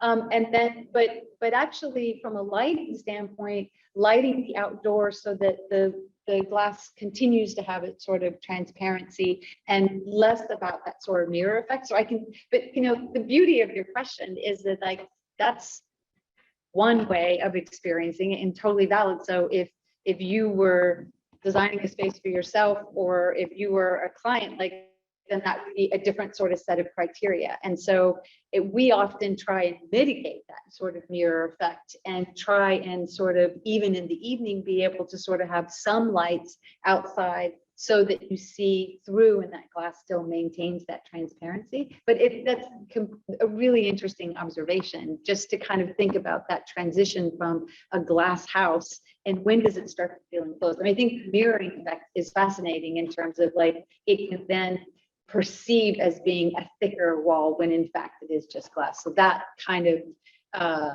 operation, or that effect, is really interesting. I mean, we've been sort of fascinated with a lot of Dan Graham's earlier work with this sort of layering and reflection, which is in some of our earlier work. Something was really, we look towards his work a lot. It deals a lot with that kind of layering and reflection, and often a kind of mirroring effect. It's a great question. Thank you so much. In reading the book and in looking today and listening today, I was not sufficiently attentive to the landscape, but you brought it up again about plants and house plants. And the image of the René film is so striking in great part because of the formality of that landscape and the artifice that it involves. And then I noticed in your own invocation of the landscape that it seems more often than not that you either abdicate to a landscape architect, or correct me, I'm asking you to correct me, or the default is the bucolic natural landscape that does not maintain the kind of order that you implant in terms of architectural syntax and all that. This may be my misreading. And I want to, if that is the case, I want to understand better. Is that merely a mirror of the distribution of labor between, you know, architects, landscape architects, and how we work today? Because there's nothing about your practice that would seem uncomprehensive. You could be doing the landscape yourselves. So I just want to get a better sense of, you know, in an architecture that sees no line between the inside and the outside, you know, to what are the projects where you've seen your agency in the landscape radicalized? I haven't understood that yet. Yeah, well, it's a great question. Actually, the only, correct me if I'm wrong, David, but the only project where we had, I guess two, but the one project we really had like a direct kind of division of labor was in the Square House. And the client knew both us and that landscape architect, which, and because so much of that house had this sort of Japanese bath element sort of inspiration to it. So this particular landscape architect had done a lot of pieces, and that's the most formal landscape of any of our projects. Almost all of the other projects were ones that we either did the landscape directly. Two recent projects we've been working with kind of in an informal, kind of loose relationship with in upstate. But that landscape architect is she's very much about kind of almost making a landscape look like not a formalized landscape, which is, I think, I love the landscape of the Square House, but that's atypical actually for us. All the other projects we do the landscape, and we probably don't do it very well, but in a way that's sort of intentional. I mean, I think like it has an informality to it that we sort of, I guess, make kind of almost notations on idea of a landscape. But so many of our projects are in this sort of Hudson Valley, and there's kind of this amazing kind of aspect of, you know, you have, it's beautiful, and we've learned it through spending a lot of time up there ourselves, where you sort of allow the fields to be wild, and then you just mow these kind of landscape paths, and they're not like, oh, this is my mowed front yard. They're literally paths to like a garden, and they change from one season to the other. So someone will kind of like modify the way, and you keep these large patches of this like wild grass. And we love that because there's a way in which even the landscape is being kind of changed and reoccupied. And there's, I don't, you know, again, most of our projects are in upstate New York, and most of them are in the Hudson Valley and most of them are on the east side of the Hudson Valley, not on the Catskill side. So, and there's very much about which we've kind of learned. I'm not from this area. David's not from this area. I grew up in the desert. So, but this kind of, this approach to the landscape that allows for this utter sort of wildness of these fields. I mean, you know, Elizabeth, it's like, and then it's kind of like informal, but then this kind of manicured, but it's like everyone sort of takes it on themselves. But for the most part, we often will sort of program like a garden space, literally the sort of vegetable garden space, and general ideas towards some plantings and trees, but there's usually very little landscape. I think often our desire is that it's kind of in this more the sort of campsite approach to a landscape that is informal and minimal and not the sort of formalized front yard and lawn. So we do a lot of it ourselves, for better or worse. I don't know that we're so good at it, but we, right? I mean, well, I think we also just keep following the opportunities in the landscape. yes. You know, sometimes we're like the sort house, you know, is in direct relation to Existing trees. Big, majestic white pine. Yeah. And we like stuck. We stuck the house. We actually, the house, right, right, For the trees. right. Or, you know, and also, you know, the architect's project is in the beginning is siting. And the act of siting is the first act of all of it. Yeah. The architecture and the landscape and the landscape art. Yeah. I mean, we spend so much time walking the land with our clients to even just figure out where the house, where the opportunities are. and views yeah. and trees Right. and certain contours. Right, You know, sort of super wild stuff that you can't control becomes part of the visual field of where and how the architecture responds Yeah. to that. Yeah. Nora. Yeah. Oh, sorry, Nora, go ahead. I'll try. That was beautiful. Thank you. I was really intrigued when you were talking about equity,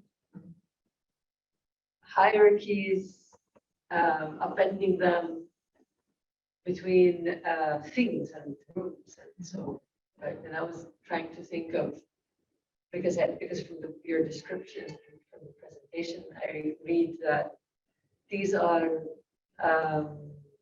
all within a process and a search for doing the same thing to the socialities that end up being formed and inhabited within these spaces. And so, and I think it was maybe most clear that in the stretching of the corridor, at least for me.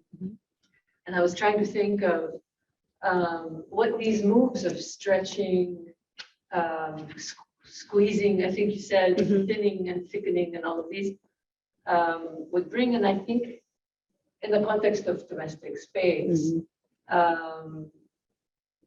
where these, I think, are all kind of, again, searches for that to actually occur right, within societal conditions. And I think the question on collective housing or co-housing or co-living is one where these would be, and I can't wait to see these things kind of take shape in the senior housing project and others that we might do. And it made me think of, this is not a question, it made me think of the work of Nicole, which is an experimental cooperative architecture firm based in Barcelona. And their focus is on, and they've had this room in Barcelona at the moment to really experiment with collective housing work, because there's a progressive government that is also giving space and budgets for. You said progressive government, right? Yes. Yeah. For cooperative housing projects.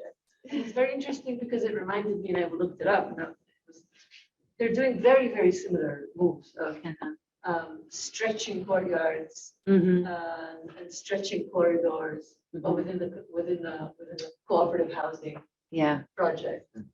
And these become, I think, such incredible opportunities because they're working with feminist cooperatives, they're working who are dismantling also and upending the very notions of family, Right. as we understand it, the Right. very notions of Exactly. as we understand it. Right. No, I love that. I mean, I think we have been both privileged to be able to work on so many single family homes.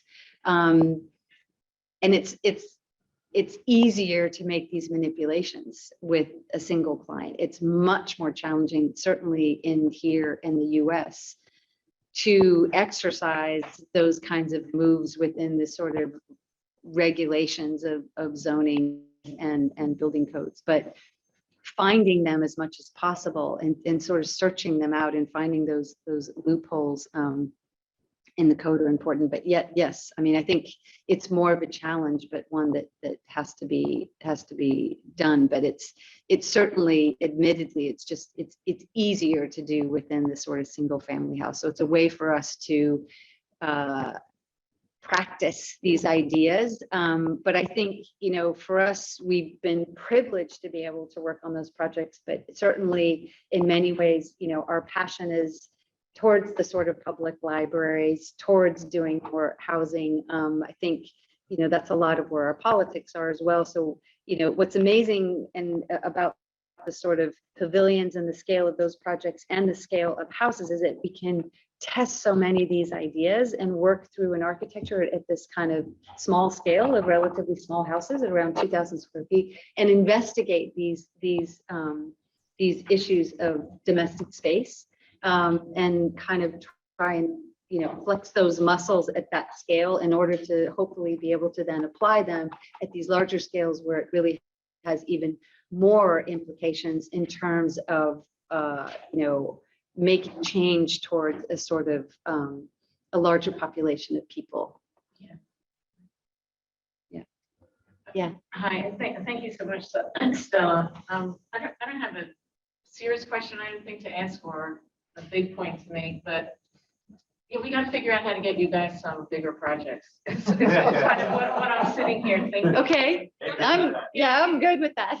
Because, I appreciate that, I think it was striking that you were audacious enough to use the very politicized vocabulary when you were about to talk about a series of single-family homes, or that may be small for that kind of house, but probably 3 times as big as the average New York City apartment, Yes. and modest in cost, but probably 2.5 times the average cost of a single-family house. So, certainly on the privileged end, but Yes. but I see you kind of using those opportunities so intentionally to experiment, to make some experiments. And I loved your sentence being very specific about space making, with the intention that those spaces can then have multiple potentials in how they're used. So that's, wouldn't that be an amazing program for housing, not just the house? Right. And I guess the only other thing, and this is where I sort of make my pitch for when you're rewriting the zoning code or that program, like remember the key to it, this way that our zoning codes are sort of saying, well, the minimum size of the room of a certain kind of room is this, but if you use it for something else, then you can make it smaller, or it doesn't need a window, Yes. or this kind of thing. Everything's got to be able to be everything. Right. And I think that's what's kind of brilliant about your houses, is you're saying at first, everything's got to be everything, and that's the campsite. Right. That you specify those zones of where you're cooking, or where you're peeing in the bushes, or where you hang your food so the bear doesn't come into the Exactly. campsite. So Right. it's quite specific. Yeah, absolutely. But still multiple options. Yeah.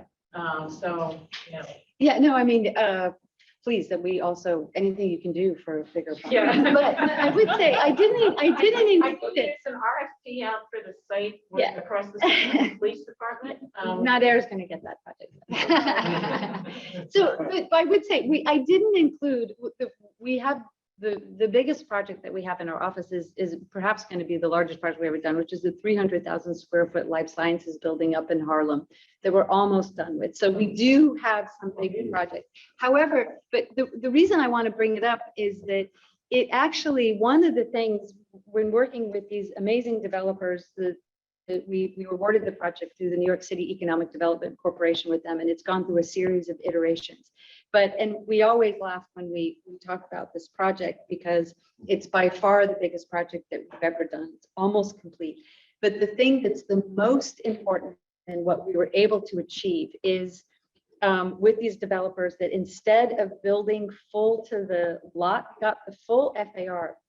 We offset the building and created a mid-block pass-through between 125th Street and 126th Street, and created a public mid-block pass-through that is essentially like an urban garden. And one building is long and big enough that it has 2 cores. So one core actually faces 126th Street. The other core and entry faces that side garden. But it's a mid-block pass-through for the neighborhood.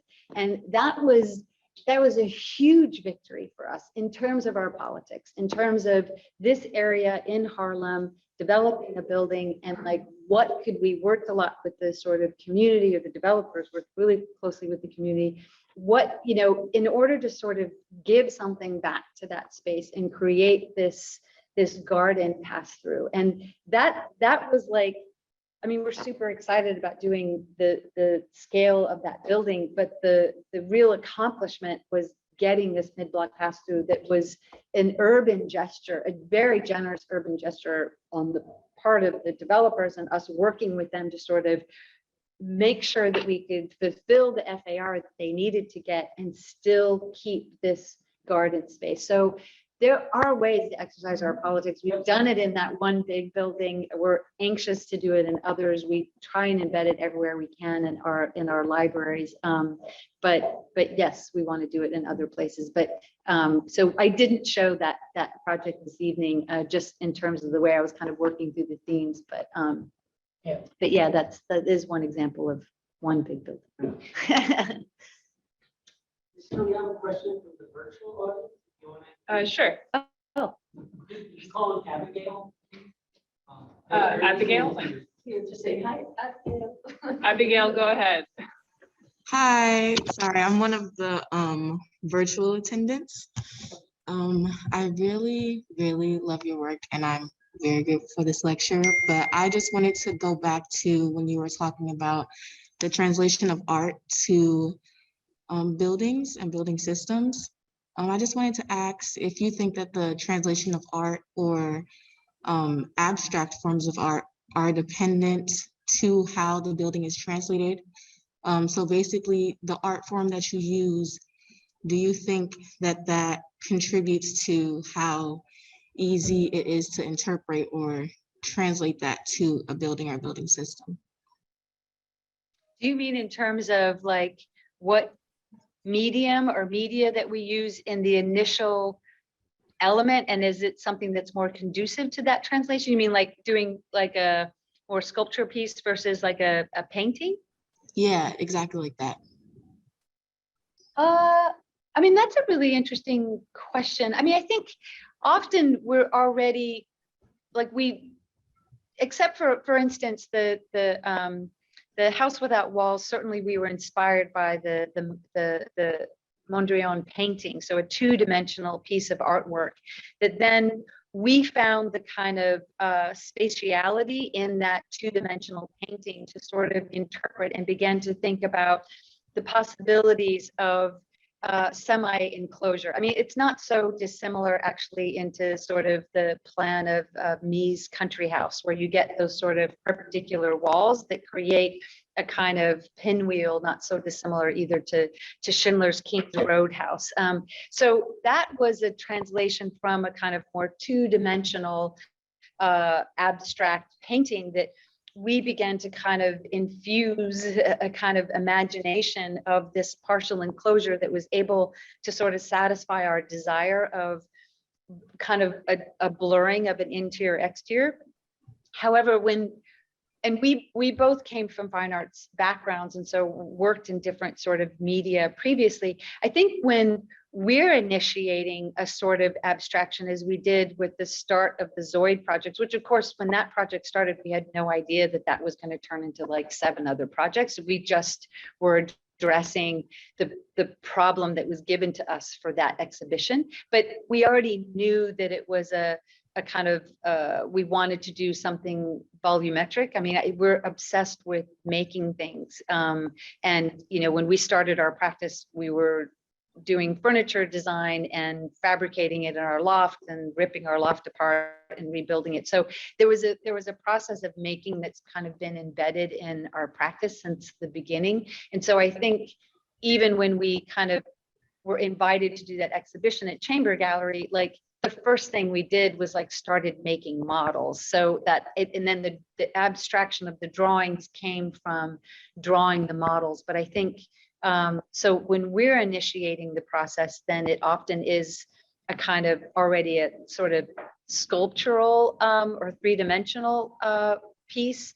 But when we're looking towards other work that is not our own, then I think there's no limit. We can interpret a painting or something else. And I think it just depends on what might inspire us. But if we're initiating it, yes, I think to some degree, we just like to think in a kind of more sculptural, three-dimensional way. Does that answer your question? Yeah, it does. Thank you. That doesn't sound very convincing. I was sorry. Yeah, but it does. It does actually. It's because Okay, it's easier okay. with model making rather than looking Yeah, I at think, yes. a painting. So we have time for one more question, Stephen. Just let me add. Yeah. Wonderful lecture to those that have already been expressed. Speculating a little bit about Elizabeth's suggestion that very soon now you're going to get lots more large urban projects. I like the way you guys are talking. Like, you know something we don't know? So, and this goes back, I think, to something that Nadia had done a while ago. The way in which you presented the houses is very much as objects in the landscape. And one thing you didn't say explicitly, but that I think is absolutely clear, particularly starting with the Zoid Pavilion at the Art Center, is that they are not simply objects in the landscape, they are lenses for redefining the way in which you see the landscape. And to do that, you insist really dramatically on the importance of all four sides. Most of them are rectangular, so it's four sides, but you're really engaging the surround and determining the terms on which the surround enters and the ways in which you close it out. And that kind of, and there's this wonderful looseness about the edge, which permeates some inside outside, all of the things you spoke about so eloquently. I'm really interested in hearing you speculate about how that translates to an urban setting in which typically you have one face and with a lot of luck, a corner site, but the terms of engagement simply vis-a-vis the quote unquote surrounding landscape are so radically different that I'm wondering if the same speculations, if you think that the same speculations can actually get a lot of mileage in thinking about the urban condition, or if there's got to be a different way of thinking about it. I do. I can't say that we've been successful at it, but I'll tell you how we've done it. We, for whatever reasons, and I have no idea why, in the early years of our practice, we just kept getting projects that had a sub basement and maybe a street level. And we learned to become experts into creating light down into that basement and making connections to the street. So we were like looking at Nada Clark like obsessively and cutting. We did a furniture showroom in Tribeca where we just like cut the floor right at the facade. So the basement, you'd be in the basement, you'd see out to the street on Duane Street. Or we did a 13,000 square foot printing plant. It's like our first project. And it was this state-of-the-art printing press that was, it was the first floor, and the floor below was the press and the printing plant. But all the presses had to be on the ground floor. And then all the people for doing the desktop publishing had to be in the basement. They were moving from like a 7th and 8th floor in 26th Street. And we had to somehow like convince the people that were going to be working there that no, it's going to be nice to be in the basement. So we got obsessed with making floor cuts and figuring ways we cut this slice in that particular project through the whole depth of the building and created this circulation zone that was full of natural light and artificial. There were bridges and stuff so that even when you were in the basement, you could either see outside or you would have this translucent wall that you would know at least if it's a sunny day or a rainy day. And then conversely, if we can, like with East Flatbush Library, then if we're lucky enough, and a lot of our branch libraries actually are only one story, then we do everything we can to convince skylights. We're not doing skylights at the Red Hook Library, one, because we got lucky enough to have a corner building, and two, cutting skylights in that T-beam structure would have been challenging. But at East Flatbush, like that was the first thing, like making huge cuts in the roof so that you're in the library and you're seeing the sky. You also then see towards the street. So if we have the opportunity to penetrate the roof with apertures, then it's usually one of the first things we'll do urbanistically. Or if we're in a basement, which we were for the first couple of years of our practice, we're just kind of cutting sections out of floors. So it's not the same, but I think that we have found ways to create these kind of view apertures as much as possible. And I think, certainly Nada Clark was someone that we looked at a lot early in our practice because of that. We were like cutting, we have to just cut the building and find ways to create views and light. So I think the really exciting thing for the next phase of your career is going to be when you have an empty site and 6 or 8 or 12 stories to work on. Mhm. And you have to ask the question of what Matt Clark would have done if he hadn't had an existing building. Yeah. Exactly. Yeah.